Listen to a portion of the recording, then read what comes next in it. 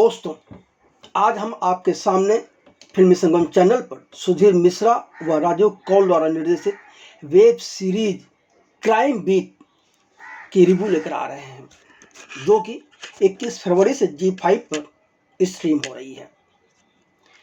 Web series अपराध, राजनीति, gangster, police और अपराध को या अपराध से जुड़ी खबरों को लिखने वाले पत्रकार के इर्द गिर्द की एक कहानी है, जिसे देखकर यह एहसास होता है कि शायद सुधीर मिश्रा व राजीव कौल ने कभी देखा ही नहीं कि पुलिस किस तरह काम करती है, एक पत्रकार किस तरह काम करता है, वो भी अपराध जगत का पत्रकार किस तरह काम करता है। जी हाँ, अपराध व राजनीतिक गठजोड़ की कहानियां बहुत पुरानी हैं। तो वहीं अखबार का संपादक व पत्रकार अपने अखबार के फ्रंट पेज की खबर के लिए किस हद तक जाता है या समझौता करता है, इस पर तमाम फिल्में बन चुकी हैं। सबसे पहले और बहुत चर्चित फिल्म थी न्यू दिल्ली टाइम्स, जहां अपने अखबार की फ्रंट लाइन के लिए लोग खबर बनाते तक भी नजर आए हैं। अब वेब सीरीज क्राइम बीट में भी बहुत कुछ वैसा ही है, जहां एक पत्रकार पुलिस वालों की मदद के साथ या पुलिस वालों के साथ मिलकर अपनी फ्रंट लाइन, यूँ कहे कि फ्रंट पेज की फ्रंट लाइन तैयार कर रहा है। बहुत सी चीज़ें हैं इस सीरीज़ में, पर मज़ेदार नहीं है। वास्तव में यह सीरीज सोमनाथ बत्याब्याल की किताब प्राइज यूपे पर आधारित है, और शायद मैंने किताब पढ़ी नहीं है इसलिए हम कुछ कह नहीं सकते, लेकिन शायद लेखक को भी इस विषय की ज़्यादा जानकारी नहीं है, या है तो फिर लेखक, सीरीज के लेखक और निर्देशक ने गलती की है। क्राइम बीट, यह नाम आपको कुछ अजीब सा लग रहा होगा, तो आइए हम सबसे पहले आपको ये बता दें कि क्राइम बीट का मतलब क्या है। देखिए, किसी भी अखबार या समाचार चैनल में हर विषय पर काम करने वाले पत्रकार को एक बीट का नाम दिया जाता है। मसलन राजनीति से जुड़ी खबरों के लिए पॉलिटिकल बीट होती है, तो क्राइम माने अपराध को से जुड़ी खबरों के लिए क्राइम बीट होती है। जितनी भी समाचार खबरों से जुड़ी बीट हैं, उनमें सबसे ज़्यादा ताकतवर और रिस्क की, या यूँ कहें कि खतरनाक बीट यदि कोई होती है तो वह है क्राइम बीट। क्राइम बीट में पत्रकार हमेशा अपनी जिंदगी दांव पर लगा के ही काम करता है। जी हाँ, यह एक सच्चाई है। यही वजह है कि क्राइम बीट का जो पत्रकार होता है उसकी रौब सबसे ज़्यादा होती है, और हर पत्रकार जगत में भी, या यूँ कहो अखबार के दफ्तर में बैठा हर पत्रकार कम से कम अपना काम करवाने के लिए क्राइम बीट के पत्रकार की मदद लेता रहता है। देश भर में किसी भी जिले का क्राइम बीट के पत्रकार जिस अंदाज में जिले के एसएसपी के दफ्तर में घुस जाता है, उसे देखकर बड़े बड़े लोग गस खाते हैं। अब आप सोच रहे होंगे कि आपको वेब सीरीज क्राइम बीट में भी ऐसा ही कुछ देखने को मिलेगा, तो यह आपकी सबसे बड़ी भूल है, क्योंकि वेब सीरीज क्राइम बीट के लेखक और निर्देशक को पत्रकारिता, क्राइम बीट, अपराध व राजनीतिक नेता और पुलिस की कार्यशैली की समझ ही नहीं है। लेखक और निर्देशक कितने बुद्धिमान हैं, इसे आप सीरीज के एक दृश्य से समझ सकते हैं।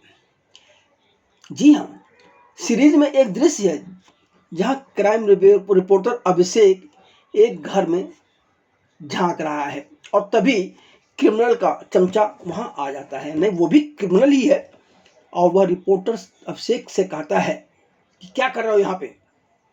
तो रिपोर्टर अभिषेक कहता है, मैंने सोचा यहाँ गरीब बच्चे होंगे तो उन्हें पढ़ा दूंगा। इस एक दृश्य से लेखक और निर्देशक की दिमागी सोच व हालात का अंदाजा बाखूबी लगा सकते हैं। हम कुछ कहना भी नहीं चाहते इस बारे में, क्योंकि यह दृश्य अपने आप में लेखक और निर्देशक की समझ को बयां कर देता है। पर अफसोस की बात यह है कि हमें सुधीर मिश्रा जैसे अनुभवी और समझदार निर्देशक से इस तरह की उम्मीद नहीं थी। पर अब चीज़ सामने है, क्या कहें। कथानक के स्तर पर इस सीरीज में ऐसा कुछ भी नहीं है जिसे आम इंसान या आम दर्शक या आप ना जानते हो। सभी जानते हैं, इसमें कोई नयापन, नई बात नहीं दिखाई है, और जो दिखाया है वो भी बहुत ही अति सतही है।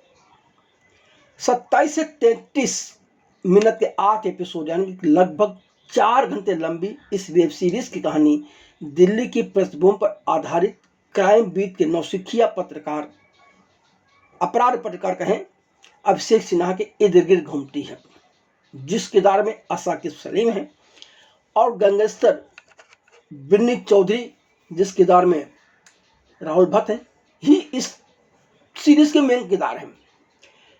इन दोनों का संबंध बनारस से रहा है। खोजी पत्रकारिता की दुनिया में अपना नाम बनाने के लिए उत्सुक अभिषेक दिल्ली आता है। कहानी दिल्ली से अफगानिस्तान तक फैली हुई है, क्योंकि बिन्नी कभी दिल्ली तो कभी अफगानिस्तान में रहा है। अब अभिषेक को खुद को साबित करने का मौका चाहिए। अखबार के एडिटर आमिर अख्तर, जिस किरदार को दानिश हुसैन ने निभाया है, को फ्रंट पेज हेडलाइन चाहिए। पहले मंत्री रावत, जिस किरदार में विपिन शर्मा है, वह पुलिस कमिश्नर उदय यानी कि राजेश तालन की मदद से बिन्नी को सहायता दे रहे थे। जब बिन्नी ने 2015 में दिल्ली में हुए कॉमनवेल्थ गेम्स के कॉन्ट्रैक्टर की पत्नी की किडनैपिंग कर फिरौती के रूप में 10 करोड़ रुपए लिए थे, तो मामला बहुत ज़्यादा गर्मा गया, और उस वक्त बिन्नी को पुलिस दिल्ली ला नहीं पाई थी। वह अफगानिस्तान में घूमता रहा और भारत सरकार की राह के एजेंट भी गच्चा खा गए। जबकि बिन्नी ने वह 10 करोड़ रुपए दिल्ली के आरके पुरम की बस्ती में अपने हेलीकॉप्टर से बरसवा दिए थे। यही वजह है कि आरके पुरम के लोग उसे रॉबिन हुड से कम नहीं मानते हैं। लोगों के लिए तो वह भगवान है, वह उसे अपराधी तो मानते ही नहीं हैं। अपनी विश्वसनीयता स्थापित करने के लिए अभिषेक संघर्ष जारी रखता है। उसे एक बहुत बड़ी खबर मिलती है कि वांछित भगोड़ा गैंगस्टर बिन्नी चौधरी भारत वापस आ गया है। दिल्ली यानी भारत की पुलिस को इसकी भनक तक नहीं है। अपने आप को तिर्रम खा मानने वाले क्राइम संपादक आमिर अख्तर को भी इसकी भनक नहीं है, पर अभिषेक को तो पता चल चुका है। वह अपने एडिटर को बता भी देता है, खबर भी छप जाती है, लेकिन संपादक महोदय बाईलाइन अभिषेक की बजाय अपनी दे देते हैं। यह बात अभिषेक को नागवार लगती है, क्योंकि अभिषेक को तो खुद कहानी का हीरो बनना है, और यहाँ हीरो बन गए संपादक महोदय, तो क्या एक ही रास्ता था कि वह नौकरी छोड़ देता है, जिंदगी दांव पर लगाता है और एक दूसरे चैनल में जाके काम करना शुरू कर देता है। जैसे जैसे अभिषेक इस मामले में गहराई से उतरता है, वह अपराध, भ्रष्टाचार, धोखे की भूल भुलैया में फंसता चला जाता है, जिससे उसे अपनी नैतिकता और महत्वाकांक्षाओं पर सवाल उठाने के लिए भी मजबूर होना पड़ता है। अब सवाल यह है कि क्या अभिषेक सत्य के साथ विजयी होकर उभरेगा, या वह उस अंधेरी दुनिया के एक और शिकार बन जाएगा जिसे वह खुद उजागर करना चाहता है और अपनी नैतिकता को बरकरार करना चाहता है। अब सवाल यह है कि ये 8 एपिसोड के 4 घंटे लंबी इस सीरीज को देखने के लिए समय बर्बाद किया जाए या ना किया जाए, क्योंकि यह OTT प्लेटफॉर्म पर है, तो बहुत से लोगों के पास G5 का सब्सक्रिप्शन होगा, पर अहम सवाल तो समय भी तो है ना। तो यह सीरीज अनुभवहीन लेखन व निर्देशन का नमूना है। इतनी घटिया सीरीज की तो हमने कल्पना भी नहीं की थी कि सुधीर मिश्रा जैसे नामचीन लेखक निर्देशक इस तरह की सीरीज बनाएगा। पटकथा जरूरत से ज़्यादा खराब है। कई बार ऐसा लगता है कि लेखक और निर्देशक को पता ही नहीं है कि वह दिखाना क्या चाहते हैं या वह बताना क्या चाहते हैं, क्या कहानी की है।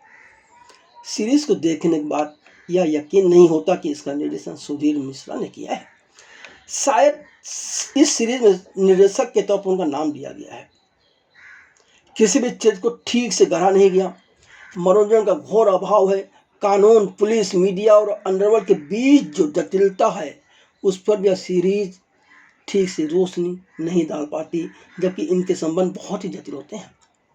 वेब सीरीज क्राइम बीट को प्रामाणिक रूप से दिखाने में नाकाम रहती है।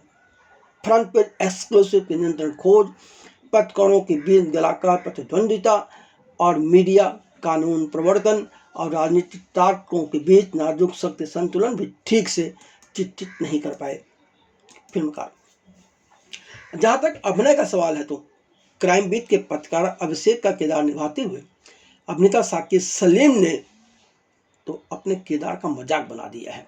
ऐसा नहीं कि उन्होंने मेहनत नहीं की, उन्होंने मेहनत तो की है, पर पहली बात तो उन्हें स्क्रिप्ट से कोई मदद नहीं मिली।